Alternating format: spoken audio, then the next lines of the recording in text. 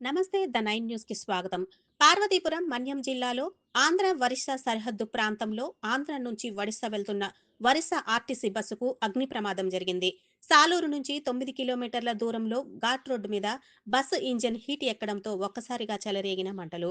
Driver అప్రమత్తం అవడంతో ఎలాంటి ప్రాణ నష్టం జరగలేదు. సమయానికి వచ్చిన ఫైర్ సిబ్బంది. పూర్తిగా దగ్ధమైన బస్సు.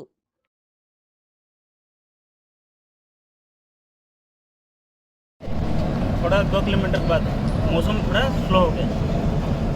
जैसे स्लो हो गया मैं गाड़ी को साइड में रख दिया। साइड में जैसे रखा तो ड्राइवर साइड से धुआं निकल गया। ड्राइवर राइट साइड से धुआं। जैसे मैं नीचे उतरा देखा नीचे आग लग गया। आग लगा तो बाहर आ जाओ। अर्जेंट वाटर पड़ता బస్సు ఎక్కానండి. సాలూరులో బస్సు ఎక్కానండి. సాలూరులో బస్సు ఎక్కి ఇలాగ ఈ సాలూరు ఘాటి ఎక్కింది. చిన్న పొగలా వచ్చింది. కండక్టర్ను డ్రైవరు దిగిపోనండి. దిగిపోయిన తర్వాత అందరము దిగిపోయామండి.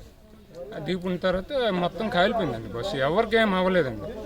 ఆ దేవుడి దయ వల్ల.